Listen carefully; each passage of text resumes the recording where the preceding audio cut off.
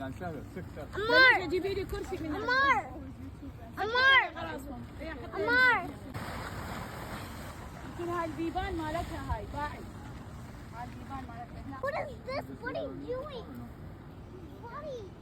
What does this buddy do? What should I do with it? What should I do with it? Look what I got. That's a unicorn. Unicorn. Look.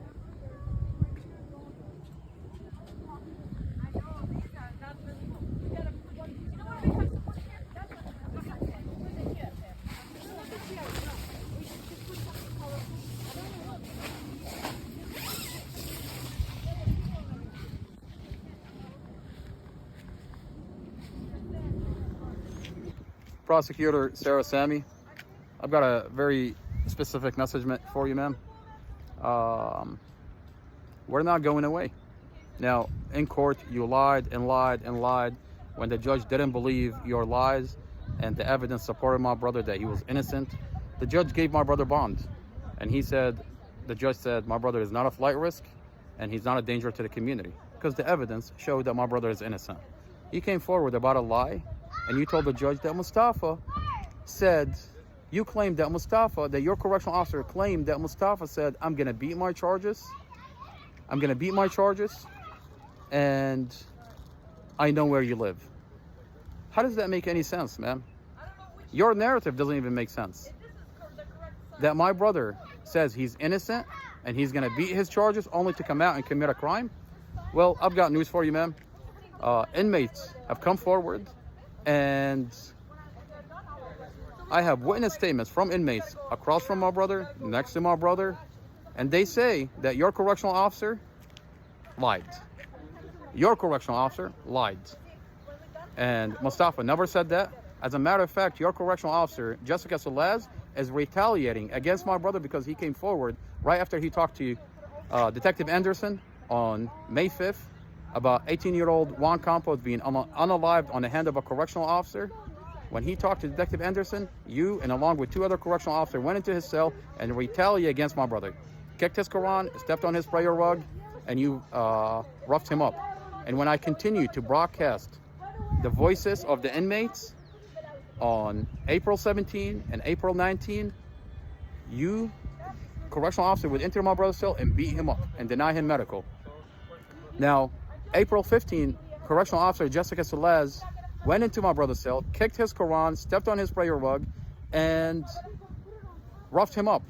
We came out and protested what happened to my brother Mustafa and the unaliving of 18-year-old Juan Campos.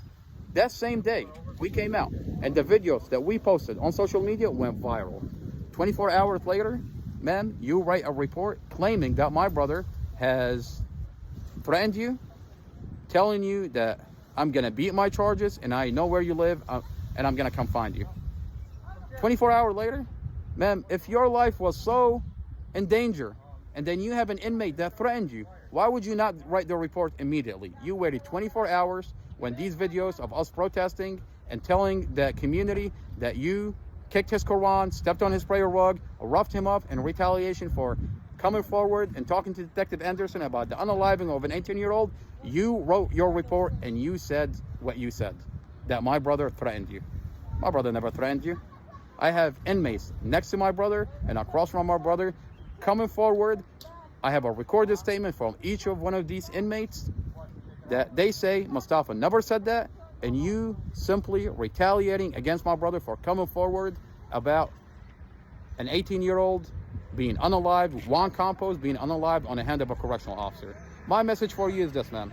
You told the judge, and the judge took your word for it without evidence. Without evidence, okay? My brother beat his charges in court. The evidence support my brother, and you came out with a lie. And my brother's bond was denied because of what you said without evidence. That doesn't make any sense. Ma'am, we know what you're doing here.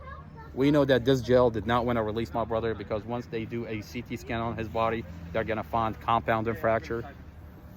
You're sitting there biting your nails in court, terrified, scared. You're giving thumbs up to the FBI's in the background. What's FBI agents doing in the back of the court? Why is the FBI protecting this private jail? Why is the jail lawyer sitting in court, terrified that Mustafa is going to be released? Well, ma'am, whether my brother is released, have been released yesterday, my brother is coming home in December.